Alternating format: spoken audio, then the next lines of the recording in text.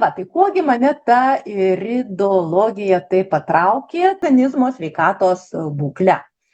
Tai žmogaus sveikatos tyrimas holistinis susijęs su tuo, kad mūsų vidaus organai turi įvairiausias informavimo zonas, sritis visame mūsų kūne. Tai mes žinome, kad yra prie ausų taškai tam tikri, yra pirštų galiukuose, yra pėdų galiukuose, odoje, na ir tame tarpe ir prie mūsų akies rainelės ateina tam tikros nervinės galūnėlės, kurios, kaip buitiškai šnekant, duoda informaciją apie žmogaus sveikatos būklę. Tai trumpai šnekant, toliau perbėgu iš karto, kaip yra analizuojama ta akies rainelė, tai yra sukurti jau paremti tyrimais tam tikri va štai žemėlapiai, čia yra pavaizduota dešinėje R ir kairėje akies rainelės žemėlapio schema. Ir kaip aš ir sakau, tyrinėju akių žemėlapius nuolat ir kiekvienas tyrinėjimas papasakoja man vis kitokių dalykų, kadangi iridologijos išmokti neįmanoma nuo A iki Z, jinai yra nuolat studijuojama, nes su kiekvienu atveju gauni vis kitokią informaciją ir vis yra pildoma ta bazė, pradžioje aišku savo paties bazė, o po to jau, jeigu tai pasitvirtina kelių tyrėjų sekoje, tai jau galima fiksuoti kaip ir iridologijos institute, kas aišku vėlgi Lietuvoje iridologijos kaip tokios nėra figūruojančios kaip mokslo, kaip labai jau tokia tradiciškai, nors vėlgi kas yra ta tradicija pripažinimų, bet Amerikos, Anglijos ir kitur pasaulyje institutuose tai labai yra populiari sveikatos tyrimo sistema. Tai va, tai čia mes matome centruose mūsų vyzdys, ar ne, ir kad truputėlį būtų aiškiau, pačios rainelė tai yra ta spalvota akies dalis. Pačios rainelės kraštas mums pasakoja apie odos būklę, čia aplink vyzdį ženklai pasakoja apie žarnyną, apie skrandžio būklę, po to eina kvėpavimo sistema, na ir pati plačiausia dalis rainelės jau jinai pasakoja apie kiekvieną organą. Kiekvienas organas turi savo vietą toje akies rainelėje. Kad būtų paprasčiau susigaudyti, tai yra suskirstyta į laikrodžio ciferblato skaičiukus, na ir mes, iridologai, taip ir kalbam. Ties ten 1 valanda, sakykime, ten arti vyzdžio, va štai šitoje centrinėje dalyje, ten yra toks ir toks ženklas.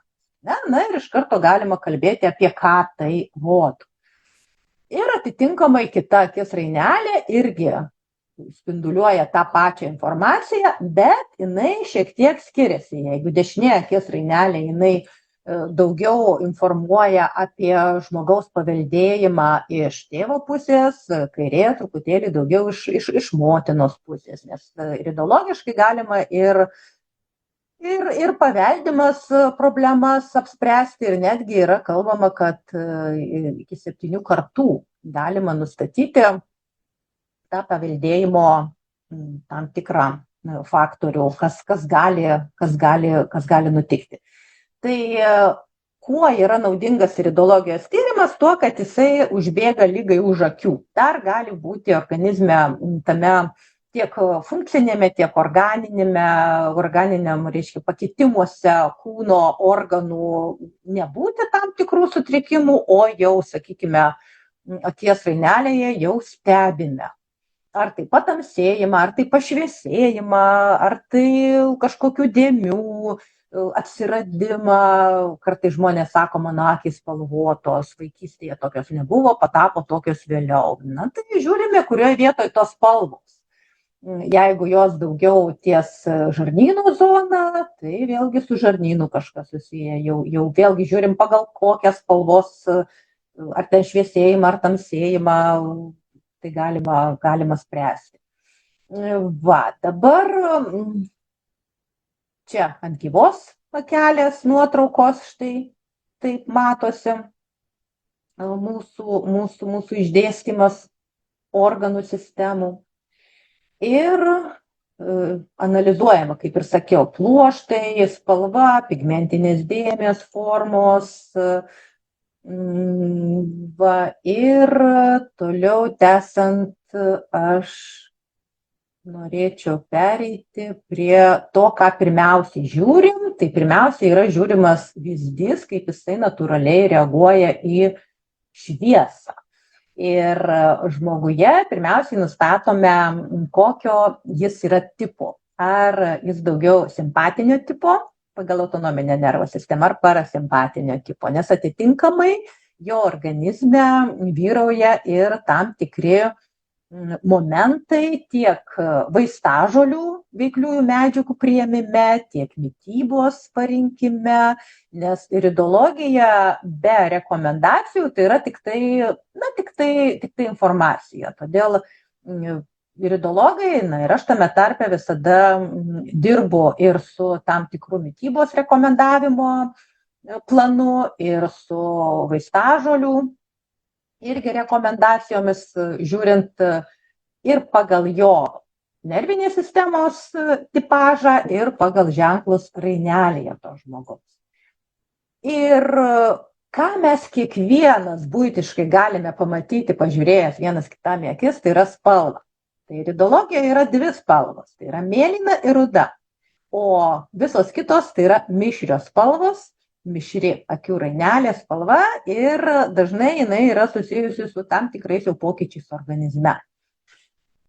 Ir kiekviena štai šita akies rainelės spalva, pospalvis, jisai jau pasakoja, tik pasižiūrėjus į akį, kokia diatezė. Diatezė tai yra grėsintys polinkiai sveikatos sutrikimų, sakykime, ten polinkis į gleivinių uždegimus, polinkis į sąnarių kažkokias ligas, tai yra polinkiai. Tai kiekviena tavo spalva mūsų atveju, jinai pasakoja apie to žmogaus polinkį, ir žinant, tai galima nelaukti jau kažkokio pasireiškimo, kurį sąlygoja aplinka tiek išorinė, tiek vidinė žmogaus, bet naudoti prevencinės priemonės, natūralias.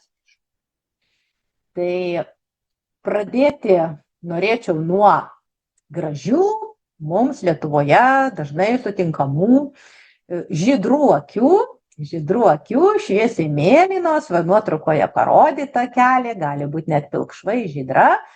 Mes matome tuos pluoštelius, jie tokie gražūs, tankus, aiškus, vadinamoji medvilnės struktūra čia dar, arba šilko struktūra. Kuo jie yra tankesni pas žmogų, tuo yra atsparesnis žmogus, tuo atsparesnė žmogaus sveikata.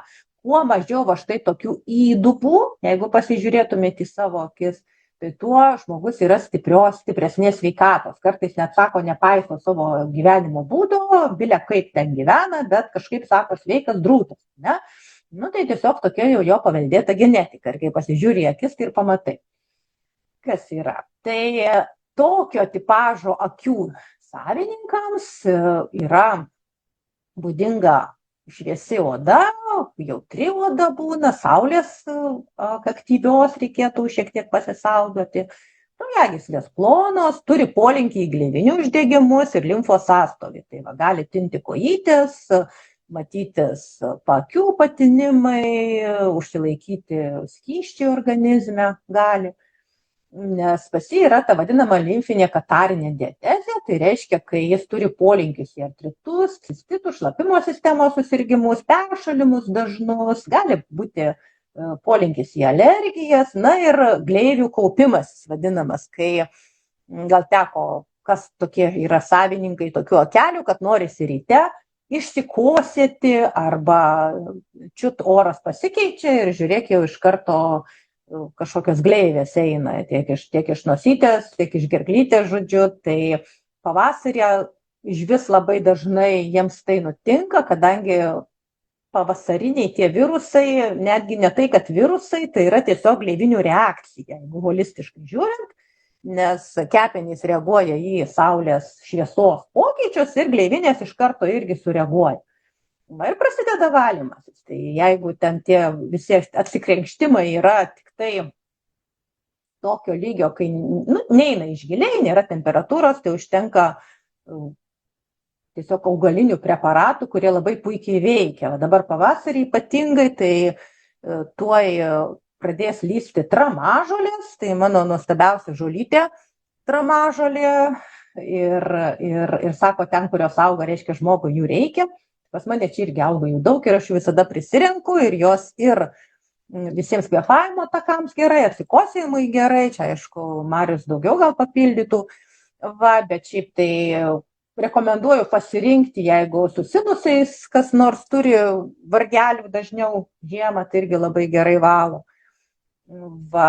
O kartu dar ir raktažolės lapelis, vienas kitas ar žiedelis. Tai tokiems žmonėms labai tai į naudą turėti. Tai dabar augalai, kurie specialiai atrinkau šitai temai, kurie tinka tokio akių tinklelio spalvelės šeimininkams, tai yra va štai šitie, reiškia. Aišku, jų yra ir daugiau, bet pagrindiniai tai limfinė sistema ir gleivines veikiantis, tai varnalėša, raudonieji dobilai. Čia vėlgi reikia žiūrėti labai individualiai, derinant su gretutiniais susirgimais, su organizmo būkle, nes vienam tas dobilas tiks, kitam jau gali būti per daug. Trispalvė našlaitė, kadangi ir limfai, ir gleivinėms labai gerai, lipikas, limfos draugas mūsų. Na ir vėlgi kartumynai, kartusis kietis, galima tiesiog gal tą paprastą kietį geriau pavartot, kas nelabai mėgsta tų kartumynų.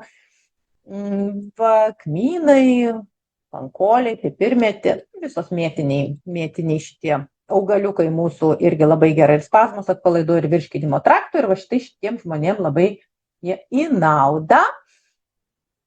Profilaktika, tai limfos judinimas svarbus. Kas yra limfos judinimas? Tai sausas šukavimas, čia toks vėlgi iš angliškas vertimas šiek tiek, tai yra įvairus masažas sausu, galima natūralių šerių šepečių prieš dušą, sausą odą, švelniai masažuoti limfos tekėjimo kryptimi, ir kontrastinis dušas, judesys gamtoj, viskas, kas išjudina.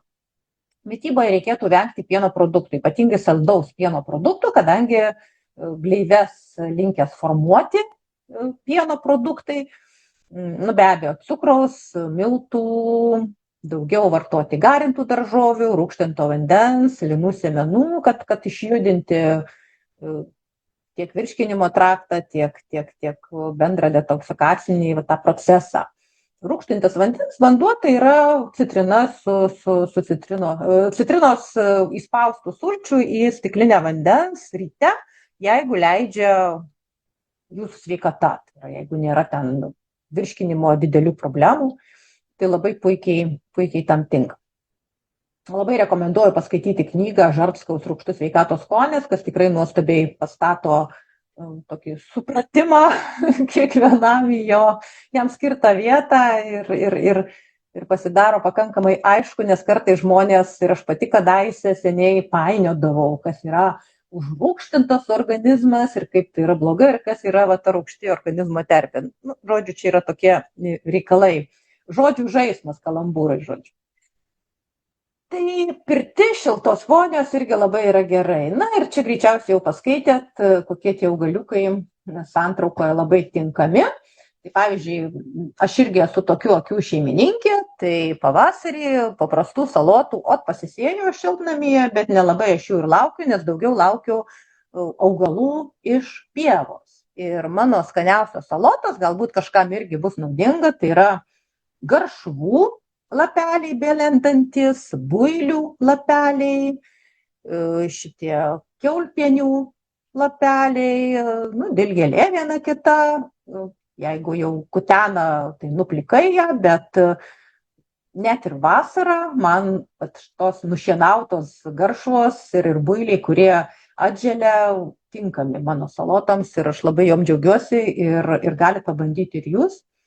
Su aliejum, su natūraliu obuolių actu, kas nori, gali ir su grietine, kas valgo, tai didieji vitaminai, aišku, yra ir daugiau, bet šitos tokios labiausiai prieinamos. ir žinomas galbūt. Tai dabar kitas yra dar irgi, teks pamatyti savo kelias pasižiūrėjus kažkam, tai silpnasis vadinamas tipas lietuviškai, kai jau aš kaip ir sakiau, yra va štai tokių įdubėlių akies, žodžiu, rainelėje. Tai tos įdubėlės ir rodo, kad žmogus turi tokią šiek tiek silpnesnį jungiamąjį audinį ir jam yra būdingas jautrumas, toks lėtinis nuovargis, tie asteniniai sindromai, žemas kraujospūdis gali būti, toks, žmogus, kuriam reikia daugiau poilsio.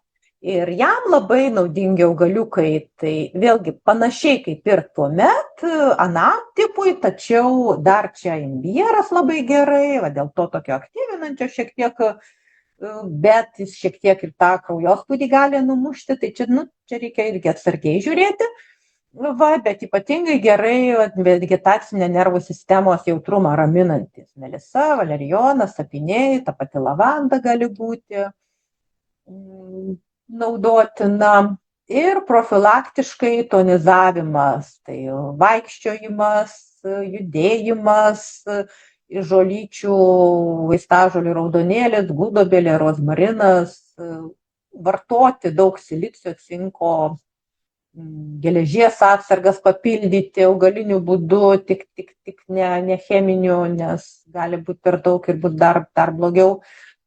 Ir mityba, aišku, baltymai, vitaminai ir kiti geri dalykai. Ir dar kitas tipelis iš žydrų akelių, limfinis nervinis tipas. Tai čia vėlgi gali būti panašus į aną, bet jau mes tai skiriam, kas tai yra. Tai reiškia, matosi va štai tokios rainelėje vagelės baltos iš centro į periferiją nueinančios. Ir autonominės nervų sistemos įtrūkiai, štai tokie. Čia šitas aplink vyzdį baltas vainikėlis, jis ir parodo, kaip veikia autonominė nervų sistema, kuri veikia visus mūsų vidaus organus, visas tas mūsų sistemas. Tai jeigu čia daug įdubų, įtrūkimų ir kitokių nelygumų, tai reiškia, žmogus yra jautri jo reakcija į aplinką, veikia jo vidinę sistemą organizmo pastiprinti. Jeigu anam tam, kuris turėjo stiprų, tai ne taip jau labai, tai jau šitam reikia žodžiu susijimti, kad daugiau praktikų raminančių pačiam su savimi atlikti.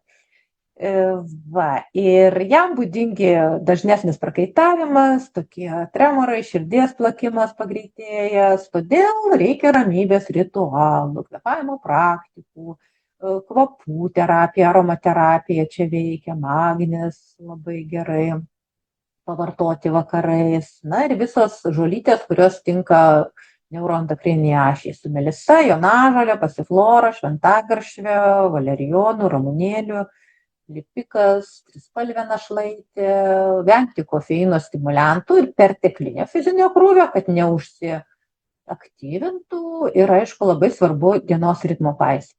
Miegoti iki 23 jau eiti ilsėtis, tai rekomendacija numeris 1. O jau kai žmogus pagyvena ilgiau šiek tiek, tai gali ir nelabai paiso savo mitybos būdo, savo sveikatos, taip pat gyvena savo, kaip jam norisi. Tai kartais tokiuose jau akies rainelėse pastebime va štai tokius vadinamus aplink periferiją, kaip čia pasakyti, žvaigždutes tokias baltas, balti vatos kamuoliukai, kaip mes vadiname. Tai čia yra limfozona, odos zona ir jau šitas dalykas rodo, kad jau yra tokių, uždegiminių jau ir telkinių. Jau reiškia, limfa ne tai, kad sunkiai prateka, bet jau kažkur ir stovi. Kažkas jau ten, žodžiu, nelabai gerai tam žmogui su limfos tėkme.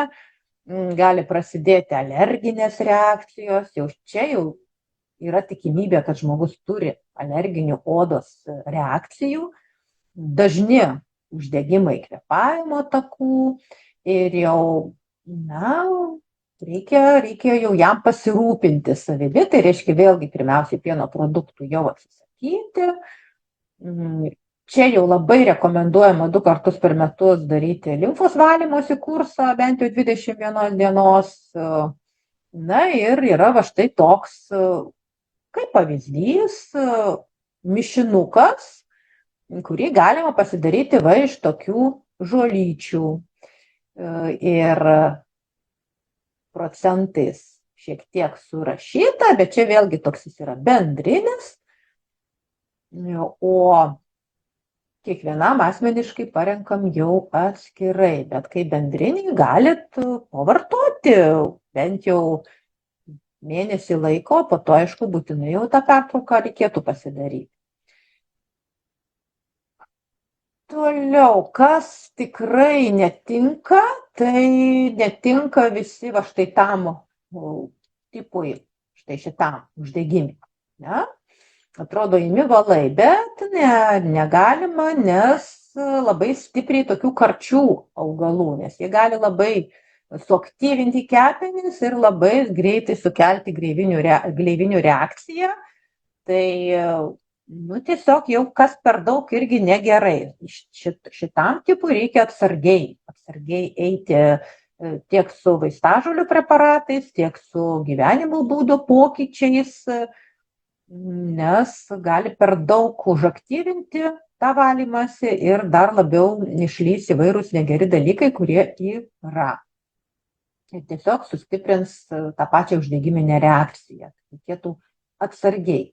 Nepulti iš karto čia, tai stačia galva imti ir valyti. Ja? Va, tai šitie irgi atsargiai vartojami augaliukai. Kas labai dažnai mėgsta tiek linų sėmenų pavartoti, arba būna, sako, žinšenio, matės tiesiog dažniau, tai atsargiai reikia. Kas per daug irgi negerai. Išmanyti reikia visą tai. Na, o čia jau prasideda toks šiek tiek mišresnis tipas, dar kitaip vadinamų limfinis kraujotakos tipas, tai mėlyna rainelė su tokiom įvairiausiam oranžinėm, rudais įtarpais. Tai žiūrime, kurioje vietoje koks įtarpas yra, kokia jo forma, kokia spalva ir panašiai. Ir tada jau sprendžiam, ar tai su kepenim, ar tai su storuoju žarnynu yra susijusi problemėlė, kad tam žmogui kažkas jau nelabai gerai. Bet kokiais atvejais saikingai visada tinka argainis, kiaulpienės šaknys, dilgėlės, kraujažolės pagerti arbatėlės. Na, su kepenų šildymu ricinos kompresais čia yra atskiras gydymo būdas, jis labai gerai tokiam tipui, bet be papildomo ištyrimo nepasakosiu apie tai. Riboti alkoholį, gyvulinius riebalus ir jam gerai tokiam tipui skatinti virškinimą fermentai. Arba vartoti jų natūralių, tai reiškia ananasų pavartoti, arba fermentuotų gėrimų, tik gerų fermentuotų gėrimų, arba tų pačių raugintų kopūstų valgyti. Va, dabar, ką mes dar čia turim, jeigu taip trumpai, nelabai noriu išsiplėsti. Rudų akelių šeimininkai, rudų akelių hematogeninis arba kraujo tipas čia yra. Ir čia daugiau dominuoja kepenų kraujodaros sistema, hemoglobino, jungiamojo audinio struktūros veikia tam žmogui ir įvairių būna irgi tiek su plyšeliais, tom vadinamom lakūnom įdubom, tiek su spalvomis, atspalviais. Ir pagal visą tai, kaip aš ir sakau, yra kalbama, kuriame organe kas vyksta, kokia situacija yra. Daug informacijos, bet nenoriu labai išsiplėsti, nes, paskaita truputį ne apie tai, vis tiek daugiau einam su augalais. Šitam tipui gerai 2 kart per metus irgi kepenų limfos valymo kursas. Profilaktika kaip visada fitoterapijoje, tai limfodrenažinis kepenų valymas su margainiu, artišoku, kiaulpiene, medetka, kraujažolė, dilgėlė, dirvuolė. Geras irgi mišinukas. Galima ir atskirai, aišku. Aš tai daugiau linkus nemaišyti daugiau nei 3 žolyčių. Va, nors kiti būna ir daugiau panašias maišo, bet kartais geriau pradėti iš tikrųjų nuo vienos ir žiūrėti, kaip reaguoja organizmas. Ir mityboje visus keptus, alkoholinius, raudonos mėsos produktus riboti, daugiau pavartoti karčiųjų augalų.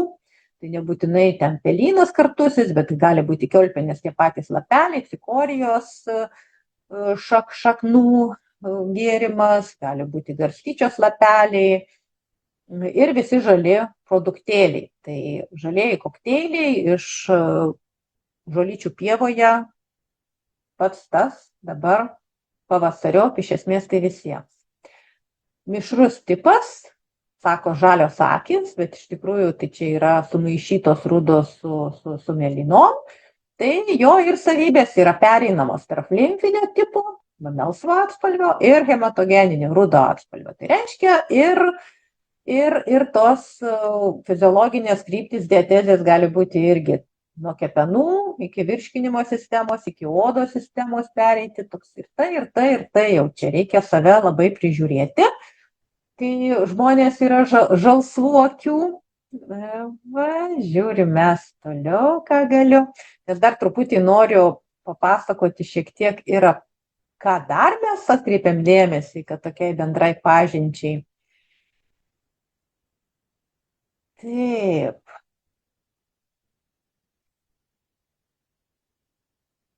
Tiesiog pereinu per tas skaidrytės, nes čia informacijos be galo daug. Na va, sakykime. Taip, ką dar žiūrim? Tai dar šiek tiek informacijos apie tai, kad aplamai rainelėje yra daugiau nei 200 skirtingų ženklų, kurie papasakoja mums apie tuos polinkius, apie silpnumus, apie regeneracinės galimybės, apie labai daugybę dalykų. Ir žiūrime į vyzdį, pavyzdžiui, vyzdžio angelė, kraštelio nuopjova, jau pasakoja daugybę informacijos. Pavyzdžiui, jeigu matome va štai tokie vyzdžiai, ne, čia yra viršuje nervinė sistema, reiškia gali būti nerimas, gali būti galvos svaigimas. Jeigu iš kraštelių vyzdys nėra labai gražiai apvalus, gali būti daugiau, gali būti mažiau, kvėpavimo sistemą stebime. Vyzdžio žiedas, jeigu žiūrint žmogų į akis, ypatingai pašvietus va štai taip iš šono su prožektorium, ką aš ir sakau, kad patys galit nufotografuoti man savo akis, dabar dauguma turi gerus telefonų kameras, geras, va taip pašvietus iš šono ir aš puikiai gaunu akies rainelės nuotrauką ir iš jos galiu analizuoti ir dirbti. Ir čia viskas puikiausiai matosi. Aišku, pati darau su plyšinė lempa analizės arba su irido kamera, bet žmonės, kurie negali pas mane atvykti, puikiausiai atsiunčia va štai tokias nuotraukas ir su jomis viskas man matosi pagal tą instrukciją. Tai va štai tas vyzdžio žiedas irgi rodo atitinkamai, ar jis yra lygus, ar grublėtas, ar spinduliuotas, ar va štai toks su vagelėm. Irgi pasakoja apie virškinimo sistemos veiklą. Ką dar čia tokio įdomaus? Va, čia irgi gali žmogus pasižiūrėti pats kitą kartą, tai nerviniai žiedai. Dar vienas ženklas, kurį žiūrime iridologiškai, tai kartais akies rainelėje ir paprasta akim žiūrint, o jau žiūrint per nuotrauką apšvietus arba su irido kamera, tai jau matosi labai aiškiai. Rudose akyse būna va štai tokie balti, va tokie tarsi siūlai aplink akies rainelę. Ne? O žydrose akyse tai būna tamsesni arba spalvoti va štai tokie siūlai.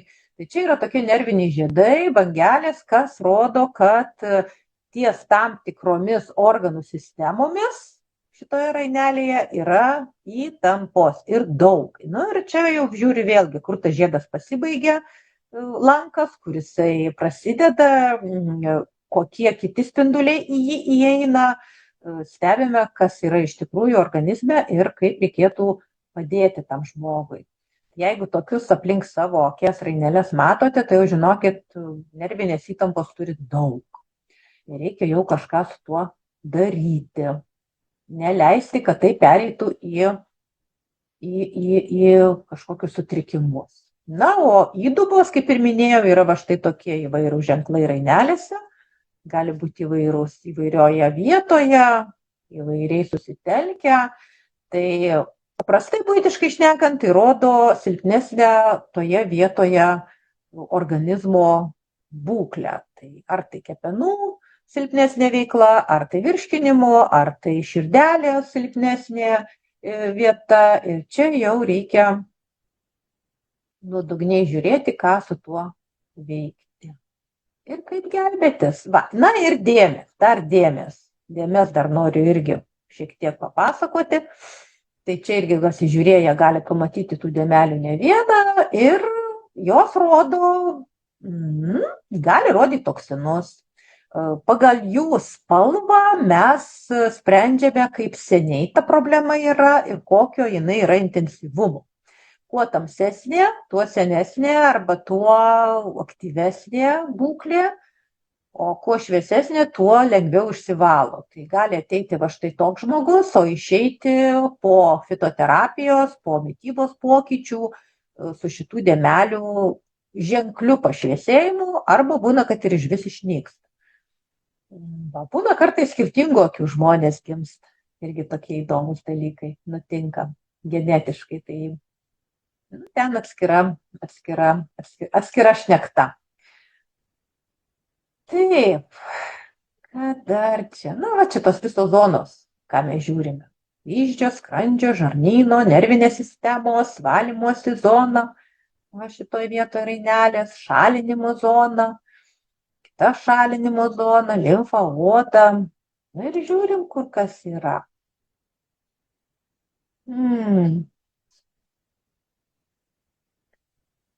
Žodžiu, daug čia tos informacijos, bet tiek nenoriu duoti. Dar yra sklerologija, irgi toks įdomus dalykas prie iridologijos, tai kraujagyslės skleroje, tai akies šitoj baltyminiai daly. Ir kurioje vietoje, kuri kraujagyslė yra, ar ten išsišakojus, ar atsišakojus, ar iš vidinio krašto, ar išorinio krašto, tai kaip ir akies rainelėje, taip ir akies baltyminėje dalyje, jinai perteikia informaciją specialistui.